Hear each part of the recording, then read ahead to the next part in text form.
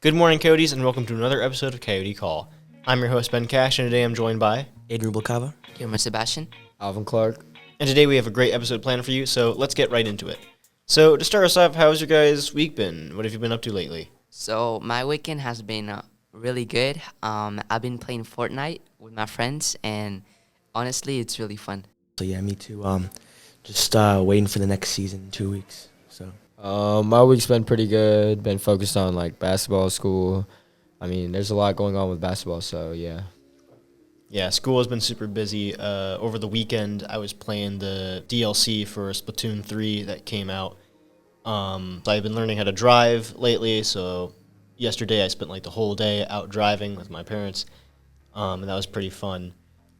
Let's talk about school for a little bit. What are you guys doing in school? Honestly, just preparing for my test coming up, preparing for the CASP that's coming up for juniors. And Oh, yeah, we don't have to do that anymore, I don't think. no, I'm so glad.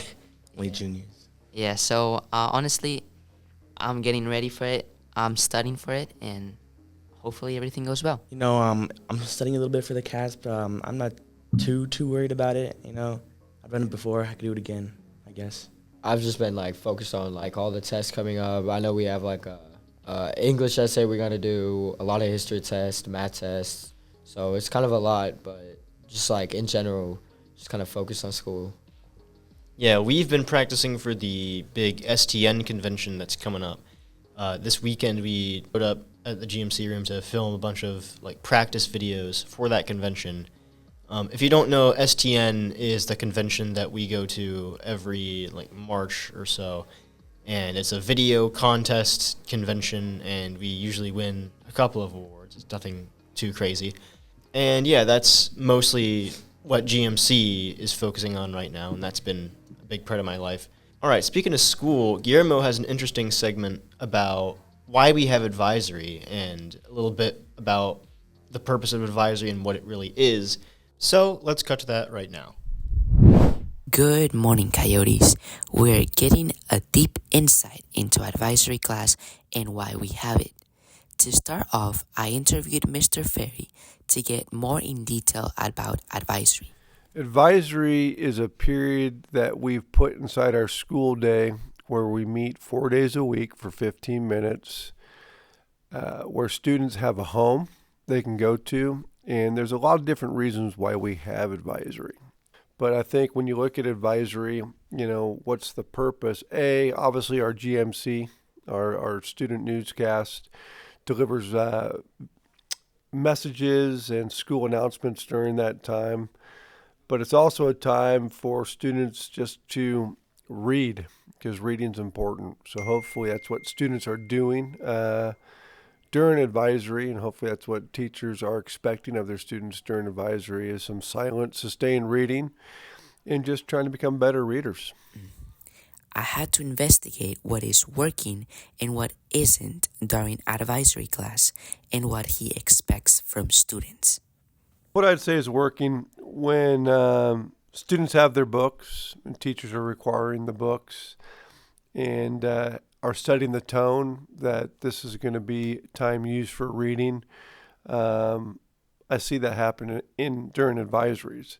There are certain advisories where when I walk around, I don't see a lot of reading taking place, which is a growth area. It's something we need to work on as a school and get some consistency with advisory, because right now I think that we're not totally in sync with the intended purpose of advisory, but we'll get there. I'm excited about getting there. Miss Sanchez, one of the U.S. history teachers, told us what she changed about advisory.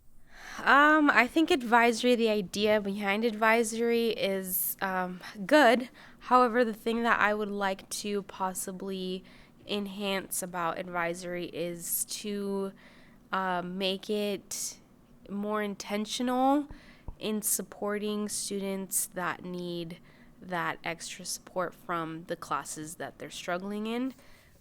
Martina, a student from our school, told us what she likes to do in advisory.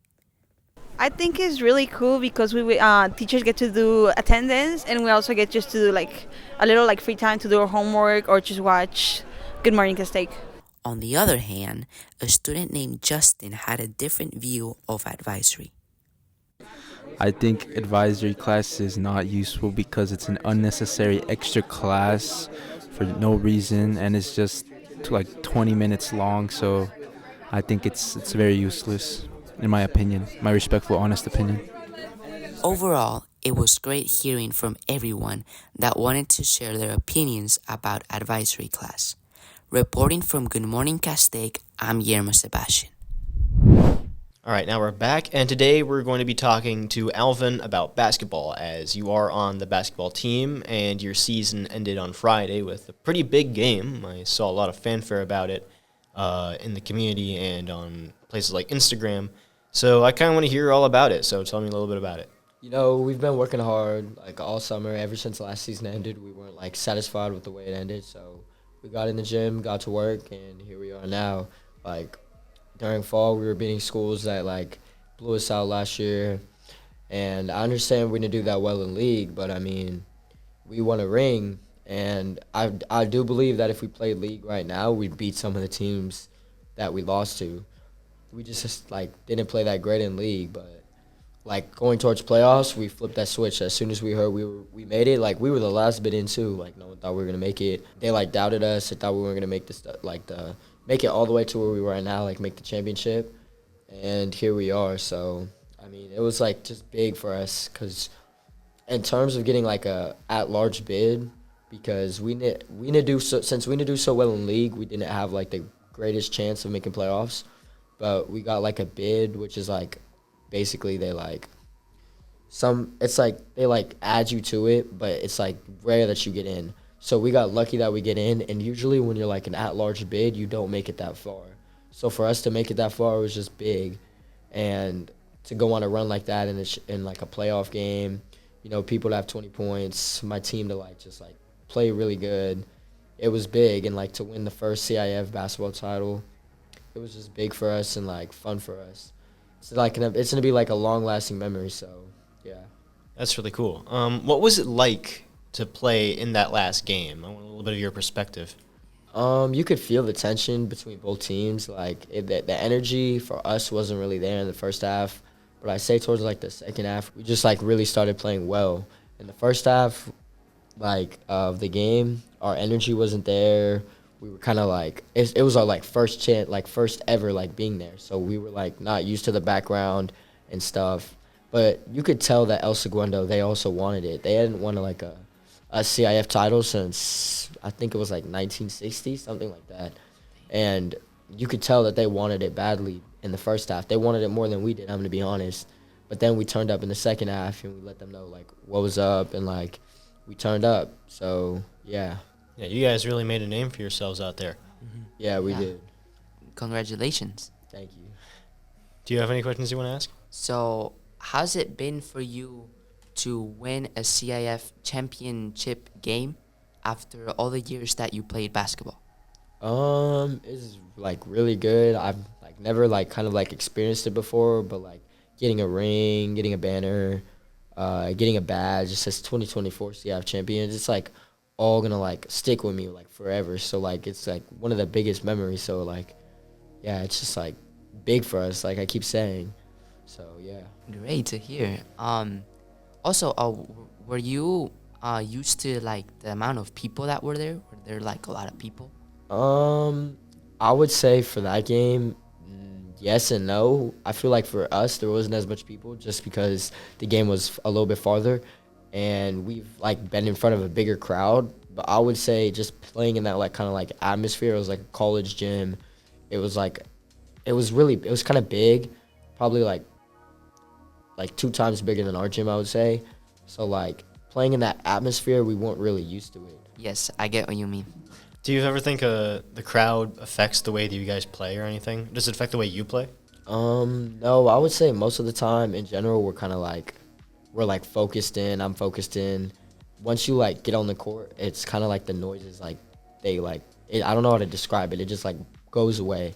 Like some people don't have that type of focus, but I feel like our team and the way that we've been playing recently, it kind of like shows that we just been like focused. We tune out the crowd.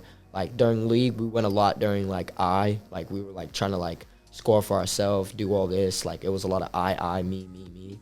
And I feel like once we got to playoffs, we, like, figured that wasn't going to work.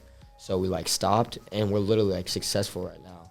So, and a part of that played because of the crowd. And I feel like now that we're more focused and we just block out the crowd, we're a lot more successful. So it's kind of like a white noise? Yeah. Yeah. And I guess one last question, unless anybody else has any more. What do you think worked to help get you to this point in the season, and how can you apply that to do even better next season? I would say definitely the coaches. The coaches got us very far this year. You know, Coach Dom, my dad, Coach Ty, they all, like, did an important part in terms of getting us to playoffs, because there was times when we didn't believe that we were going to make it, and our coach still texted us. He was like, yo, we still got to plan for playoffs. We got a great chance of making it, this and that. And he helped prepare us. Like, every practice we were running anytime we did something wrong. They disciplined us, which was very helpful to us, and they helped us in terms of defense, because a lot of people think that basketball is just about putting the ball in the hoop, like scoring, all this and that. But there's a lot more to that, and they helped us with the defensive aspect about basketball, and that kind of contributed a lot. And not to mention, like, it was mostly the coaches, I'm going to be honest, but it was somewhat the players too. And I feel like the fact that we came together was very big for us, and if we can do that next year, we're going to win another, like, CIF plat. It doesn't matter what division, I feel like. But we still have a really good chance next year. And, yeah, if we can just execute, then we're good. Well, thank you for the interview. I really appreciate getting to talk to you. Well, we have one more segment that we want to cut to, made by me, and then we'll be back to close out the episode. Today I'd like to talk about a movie called Madam Web, which came out this year on February 14th. Now, this is going to be a bit different compared to most of my other movie reviews in that I actually have not seen this movie, so it won't necessarily be a straight review of the movie, but rather a review of what I've seen of it based on the trailer, and why that solidified my thoughts on this movie and why I chose not to watch it. The concept of it already sounded terrible, like another bad, poorly thought out comic book movie based on a character nobody cares about, employing insultingly shallow feminism marketing to generate buzz, and existing solely to advertise more spin-offs, proving to many that Sony had learned nothing from previous bombs like Morbius and 2016's Ghostbusters. But that's just what it looks like on the surface, right? That's what I was hoping for, and I was hoping to be at least slightly right. But if the idea of this movie didn't already entice you, unfortunately this trailer won't do you any favors either, as all those bad qualities I mentioned are here and accounted for at full force here. And if anything, they might be even worse. For one thing, this is one of the worst offenders I've seen in a while of a trailer effectively showing the entire movie. Sony in general isn't all too good at this. For the 2015 film Spectre, they infamously spoiled the twist villain, and really the only twist in the movie at the end of the first trailer. Trailers are supposed to give people an idea of what your movie is going to be like to make them want to see it. But the Madam Web trailer fails in that it doesn't give the viewer an idea of what the movie's like.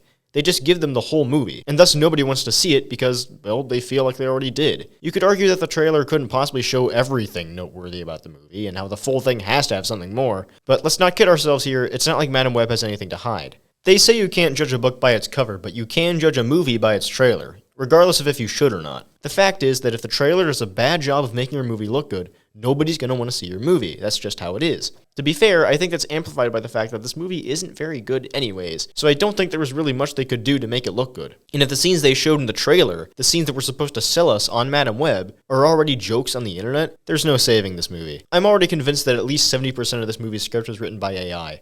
If one of our teachers ran it through one of those programs that checks your essay's originality, I think it'd get a 0, because this is the most predictable, unoriginal, paint-by-numbers movie I've ever seen. I don't think there's an original line in the whole trailer. Well, except for my personal favorite.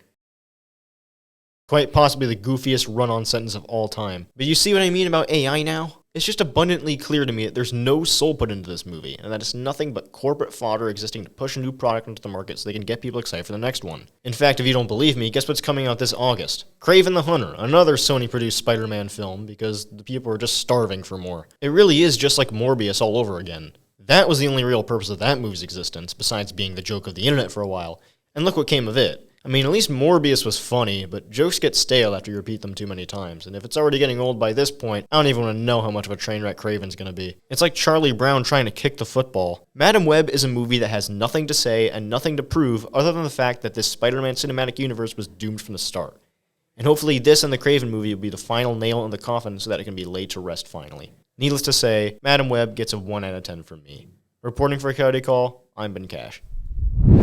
All right, well, that's going to do it for this episode of Coyote Call. Thank you all for watching again. Be sure to subscribe to us on YouTube, follow us on Instagram and Spotify to make sure that you never miss another episode when it comes out. Again, I've been Ben Cash, and thank you for listening. Bye. Bye. Bye. Bye.